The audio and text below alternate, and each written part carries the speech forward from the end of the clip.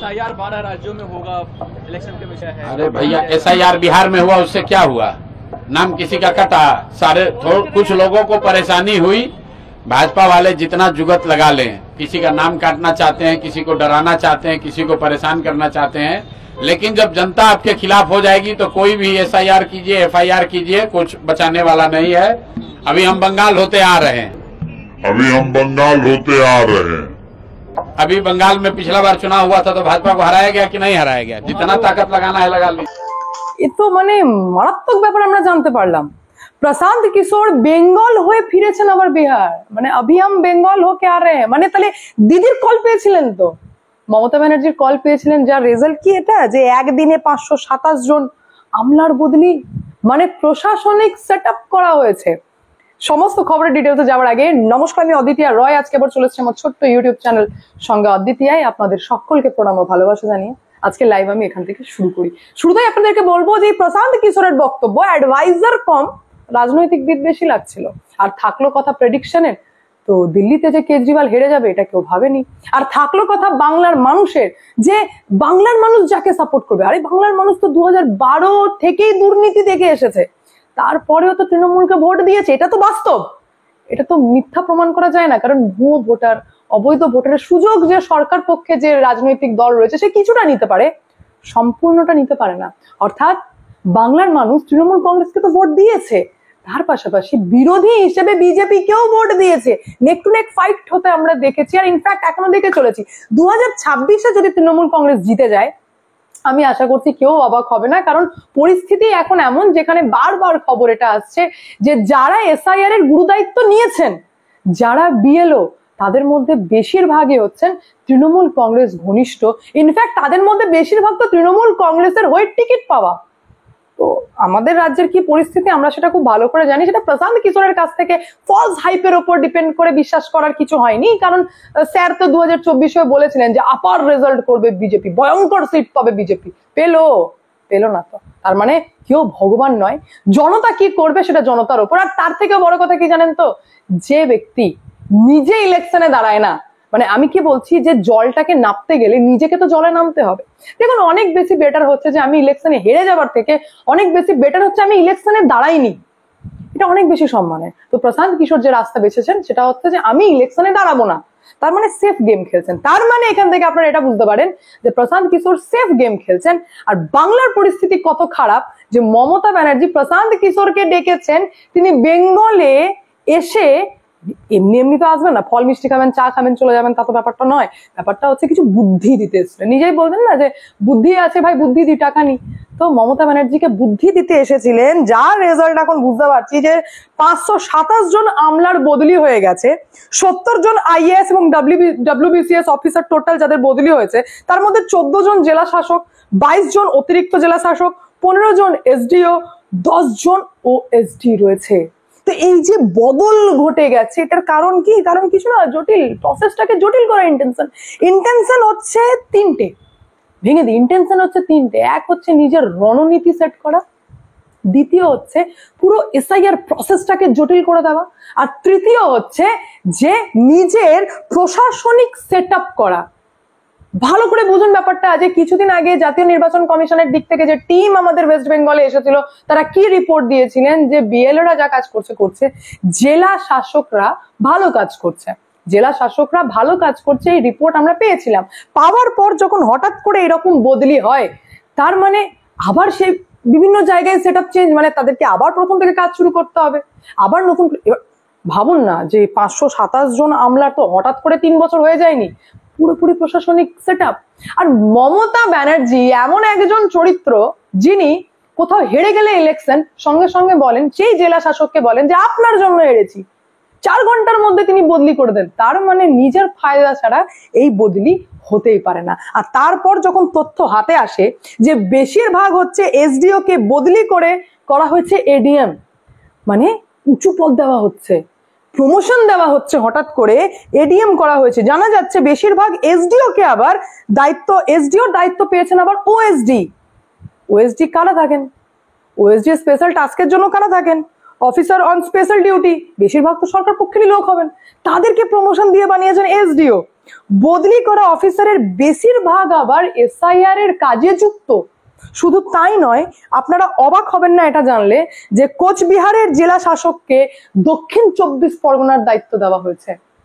কোচবিহার, উদয়ন গুহ, এত মারপিট, ইট ছোড়াছুড়ি, লোক গ্যাদার করে ফেলে।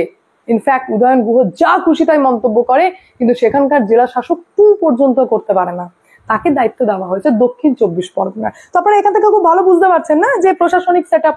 এবার দেখুন, জেলা শাসকদের গুরুত্ব ভীষণ কিসের কাজে? এই নির্বাচনের প্রক্রিয়ায় জেলা শাসকদের গুরুত্ব ভীষণ। আর সেখানে মমতা ব্যানার্জি নিজের সেট আপ করলেন। তার মানে রাজ্য সরকারের যে ইন্টেনশন, রাজ্য সরকার যে কাজটি করতে চায়, নিজের সেট আপ রেডি করে নিয়েছেন। এবার আপনাদেরকে বুঝতে হবে যে নিজের সেট আপ করে নিয়েছেন মানেই সমস্ত জেলা শাসক করাপ্টেড হয়ে গেল, সমস্ত জেলা প্রশাসক নিজের মতো কাজ করতে লাগলো, তা নয়।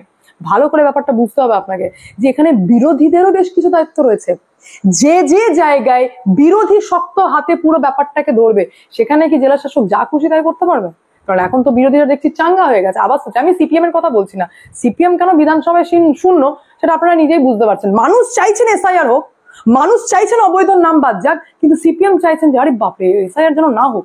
যখন জিজ্ঞেস করা হচ্ছে কেন, 2002 সালে যখন এসআইআর হয় তখন তো সিপিএমই ছিল সরকারে, তখন উত্তর হচ্ছে তখনকার এসআইআর আর এখনকার এসআইআর এর মধ্যে নাকি বিরাট পার্থক্য রয়েছে। আর এই কথা বললেই কোয়েশ্চেন আসে যে কিভাবে পার্থক্য, অর্থাৎ একটা পয়েন্ট তো দেখাতে হবে। সেই পয়েন্ট দেখাতে বললে সিপিএম আর কোনো পয়েন্ট মনে করে না। এর থেকে বোঝা যায় মানুষ চায় এক, সিপিএম যায় বিপরীতে। মানুষ চায় এসআইআর, সিপিএম যায় বিপরীতে, তার জন্য রেজাল্ট 0। এবার এক্সপেকটেশন কার কাছে? প্রধান বিরোধী দল যেটা রয়েছে বিজেপি এবং তাছাড়া কংগ্রেসের কাছে, যে তারা এসআইআর এ কতটা সাহায্য করছে কি করছে না। রাতে কার কার ঘুম উড়ে গেছে? এসআইআর অ্যানাউন্সমেন্টের পর কার কার ঘুম উড়ে গেছে? যারা অবৈধ ভোটার তাদের ঘুম উড়ে গেছে। কেমন করে ঘুম উড়েছে? কারণ এসআইআর ঘোষণা হওয়ার পর নির্বাচন কমিশনের ওয়েবসাইট ক্র্যাশ করে গেছে। মানে ভাবতে পারছেন? এবার দেখুন, আপনি তো হু হু করে চেক করতে যাব না। যাদের মাইন্ডে চলে এসছে যে আমাদের নাম বাদ যেতে পারে, আদৌ আছে কিনা, কিছু লিঙ্কিং বা ম্যাচিং পাওয়া গেছে কিনা, তারাই তাড়াহুড়ো করে চেক করেছে। তার মানে কত লোক চেক করেছে যে শেষ পর্যন্ত নির্বাচন কমিশনের ওয়েবসাইটই ক্র্যাশ করে গেছে। যদিও আমি আপনাদেরকে জানিয়ে দিই যে আমি নিজে আপনাদেরকে সেই লিঙ্ক প্রোভাইড করব আমার ভিডিওর কমেন্ট বক্সে তো অতি অবশ্যই, তার পাশাপাশি আমার হোয়াটসঅ্যাপ চ্যানেলে, যেখানে আপনারা নিজেরাই নিজেদের নাম রয়েছে কিনা 2002 সালের সাথে এখনকার পুরো বিষয়টাকে আপনারা ম্যাচ করে দেখতে পারবেন।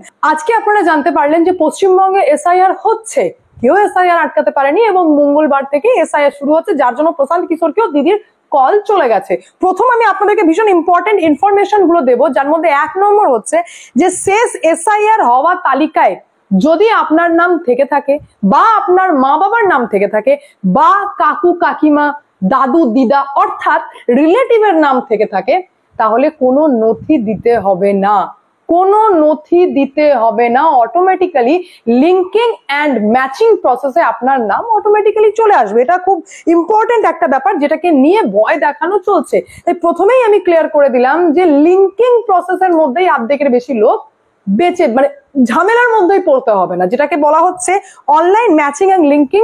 আর ম্যানুয়াল ম্যাচিং অ্যান্ড লিঙ্কিং প্রসেসের মাধ্যমে অলরেডি এসআইআরটা অনেকটাই এগিয়ে গেছে। এখানে একাধিক মানুষকে তো নথি দিতেই হবে না। দ্বিতীয় জানিয়ে দিই আপনাদেরকে যে একটি বুথে 1200-র বেশি ভোটার থাকতে দেওয়া হচ্ছে না। এক একটি বুথে, যেটার ইম্প্যাক্ট আপনারা দেখতে পাবেন এসআইআর হওয়ার পর। যেহেতু আমাদের রাজ্যে ভোট রয়েছে, তো ভোটে একটা বিরাট ইম্প্যাক্ট করতে চলেছে। ওই যে ভয়ঙ্কর একটা ভিড় চলে আসে, একটা ক্যাওয়াস তৈরি করার চেষ্টা করে এই তৃণমূল কংগ্রেস, তো সেটা যেন তৈরি না করতে পারে, তাই অতি অবশ্যই 1200-র বেশি ভোটার তো এক একটি বুথে থাকবেই না। এবং তার পাশাপাশি যেটা হচ্ছে সেটা হচ্ছে অনেকগুলি নতুন পোলিং স্টেশন খুলতে চলেছে। আচ্ছা, তাছাড়া আর কি কি রয়েছে? সিইও ওয়েবসাইটে, পঞ্চায়েত অফিসে, পাবলিক অফিসে নোটিশ বোর্ডের মাধ্যমে এপিক নম্বর সহ সেই সমস্ত ব্যক্তির নাম দেওয়া হবে যারা অন্যত্র চলে গেছে, যারা মৃত, যারা অবৈধ, তাদের ডিটেলস নাম দেওয়া থাকবে। আচ্ছা, আর কি জানতে পারবো ড্রাফট সূচিতে, অর্থাৎ যখন ফাইনাল হয়ে যাবে পুরোটা, তখন ভোটারের যাদেরকে ম্যাচ করানো হবে 2002, 2003 এবং 2004 সালের সাথে, যাদের কারোরই ম্যাচ করবে না, অর্থাৎ কারোর রিলেটিভের নাম ম্যাচ করছে না, কিছুই ম্যাচ করছে না, তো তাদের ক্ষেত্রে যেটা হবে যে ইআরও প্রথমে তো নোটিশ জারি করবেন, সেই সমস্ত ভোটারদের এগেনস্টে একটি নোটিশ জারি করা হবে, তারপর হিয়ারিং এর ডেট ফাইনাল করা হবে, যে হিয়ারিং এর ডেটে সেই সমস্ত নথি নিয়ে প্রেজেন্ট থাকতে হবে, অর্থাৎ 1 থেকে 11টি যে নথির কথা বলা হয়েছে সেই নথিগুলির মধ্যে যে কোনো একটিকে নিয়ে উপস্থিত থাকতে হবে। আর তৃতীয় হচ্ছে যে একটি প্রশ্ন ইআরও করবেন, সেটা হচ্ছে 2002, 3 বা 2004-এ আপনি কোথায় ছিলেন, কি ব্যাপার, শুধু এই একটাই কোয়েশ্চেন করবেন যে আপনি কোথায় ছিলেন, কেন আপনার নাম নেই এটাতেও না, আপনি কোথায় ছিলেন, এই একটাই কোয়েশ্চেন করা হবে। এবং তার পাশাপাশি আর কি কি হচ্ছে, সেটা হচ্ছে যে যেটা নতুন মানে যেটা হচ্ছে ফর্মে অলরেডি প্রি প্রিন্টেড থাকবে ভোটারের নাম, অ্যাড্রেস, অ্যাসেম্বলি, ওল্ড পিকচারও থাকবে, এবং নতুন একটি জায়গা থাকবে যেখানে নতুন ফটো আপনারা দিতে হবে, মানে একদম রঙিন প্রিন্টেড ফটো দিতে হবে। আর কি থাকবে, যেটা হচ্ছে যে কিউআর কোড থাকবে, যে কিউআর কোডের মাধ্যমে আপনারা নিজেদের ভেরিফিকেশন নিজেরাই করতে পারবেন, মানে বিএলএ বা বিএলও কারোর প্রয়োজন হবে না, নিজেরাই করতে পারবেন। আরেকটি থাকবে রেড বক্স, একটি রেড বক্স থাকবে যেখানে লেখা থাকবে যে ডিটেলস অফ প্রিভিয়াস এসআইআর, অর্থাৎ সেই বক্সে আপনাকে সেই ব্যক্তির ডিটেলস ফিল আপ করতে হবে, সেটা মা হতে পারে, বাবা হতে পারে, কাকা হতে পারে, কাকু হতে পারে, যে কোনো একজনের ডিটেলস ফিল আপ করতে হবে যার নাম 2002 সালে বা 2003 বা 2004-এর ভোটার লিস্টে রয়েছে। বেঞ্চমার্ক এখানে 2002-কেই করা হচ্ছে, তারপরেও চেকিং করা চলছে যাতে কোনোভাবে বৈধ ভোটারের নাম যেন বাদ না যায়, এতটাই সিম্পল প্রসেস, এখানে বিরাট কিছু মাথা পেঁচিওয়ালা ব্যাপার নেই। আচ্ছা, তাছাড়া কি হচ্ছে, এবার অভিযোগ থাকতে পারে অনেকে, তো সেক্ষেত্রে 2 বার আপনি অভিযোগ করতে পারবেন। আর তাছাড়া বিএলওরা বাড়িতে হাউস টু হাউস ভিজিট 3 বার করবে, হতেই পারে কোনো টাইমে আপনি ছিলেন না, তারপরে এলে অন্য কোথাও আছেন, তো সেক্ষেত্রে 3 বার বিএলও ভিজিট করবে, মানে ভুল থাকার কোনো জায়গায় নেই। এবার আমি আপনাদেরকে বলবো ডিউরেশন, অর্থাৎ কোন টাইম থেকে কোন টাইম পর্যন্ত পুরো প্রসেসটা হবে। প্রথমে আমি জানিয়ে দিই যে বিহারের ইলেকশনে যেটা হয়নি, এইবার বাংলার ইলেকশনে বিহারের এসআইআর এ যেটা হয়নি, কিন্তু এইবার বাংলার এসআইআর এ যেটা করা হচ্ছে সেটা হচ্ছে ফর্ম 6 ফিল আপ করা, অর্থাৎ নতুন যারা ভোটার, যাদের বয়স হয়ে গেছে, যাদের ভোটার লিস্টে নাম ওঠার কথা, তো সেই প্রসেসটাকেও একসঙ্গেই করা হবে। ফর্ম 6, 7, 8, অর্থাৎ কোনো ভুল থাকলে, অন্য কোথাও নাম থাকলে পুরো সংশোধনটা এই প্রসেসের মাধ্যমে করা হবে, এবং এই পুরো ক্লেম করতে পারবেন আপনারা, নাম ইনক্লুশন করার জন্য আপনারা ক্লেম করতে পারবেন। তো এই পুরো প্রসেসের যে টাইমিংটা দেওয়া হচ্ছে, অর্থাৎ ক্লেম আর অবজেকশন পিরিয়ড, এই টাইমটা বাছা হয়েছে 9 ডিসেম্বর থেকে 8 জানুয়ারি 2026 পর্যন্ত, অর্থাৎ ইনাফ টাইম। 9 ডিসেম্বর থেকে 8 জানুয়ারি 2026 পর্যন্ত আপনারা ক্লেম করতে পারবেন, আপনারা অবজেকশন করতে পারবেন যদি আপনাদের নাম বাদ গিয়ে থাকে। তো তাছাড়া প্রিন্টিং এর কাজ শুরু হচ্ছে 3 নভেম্বর পর্যন্ত চলবে, অর্থাৎ কাল থেকে প্রিন্টিং এর কাজ স্টার্ট হয়ে গেছে। প্রায় 7.5 কোটি ভোটার রয়েছে আমাদের পশ্চিমবঙ্গে যারা ভোট দেয়, এখানে ডাবল প্রিন্ট করতে হবে, কারণ কপি ভোটারের কাছেও থাকবে, বিএলওর কাছেও থাকবে, তো সেক্ষেত্রে প্রায় 15 কোটির বেশি ফর্ম, এনামুরেশন ফর্ম প্রিন্ট করতে হবে। তো সেই কাজটা 3 নভেম্বর পর্যন্ত চলবে। হাউস টু হাউস ভিজিট আপনারা দেখতে পাবেন 4 নভেম্বর থেকে 4 ডিসেম্বর পর্যন্ত, টোটাল 1 মাস এই হাউস টু হাউস ভিজিট চলবে। Publication of draft electoral role public করা হবে, সেটা হচ্ছে 9 ডিসেম্বর 2025-এ। নতুন যে ঝাড়াই বাছাই করার পর, অর্থাৎ নিবিড় সংশোধনের পর যে ভোটার লিস্টটাকে ওপেন করা হবে, পাবলিক করা হবে, সেটা হচ্ছে 9 ডিসেম্বর 2025-এ, যেখানে আপনারা জানতে পারবেন যে কার নাম বাদ গেছে, কার নাম বাদ যায়নি। যাদের নোটিশ যাবে তাদের হিয়ারিং এবং ভেরিফিকেশনের ডেট হচ্ছে 9 ডিসেম্বর থেকে 31 জানুয়ারি 2026 পর্যন্ত, অর্থাৎ ওইটুকু টাইমের মধ্যে নোটিশ যাবে, তাদেরকে হিয়ারিং এর জন্য আসতে হবে, তাদের পুরো ফুল ভেরিফিকেশন হবে 9 ডিসেম্বর থেকে 31 জানুয়ারি 2026 পর্যন্ত। ফাইনাল ইলেকটোরাল রোল পাবলিশ হবে 7 ফেব্রুয়ারি 2026, 7 ফেব্রুয়ারি 2026, এবং তারপরে ইলেকশনের দামামা বেজে যাবে। বাকি পুরো বিষয়টা নিয়ে আপনাদের কি মন্তব্য কমেন্টের মাধ্যমে জানাবেন। আমি এখানে এন্ড করবো, দেখা হচ্ছে নেক্সট ভিডিওতে।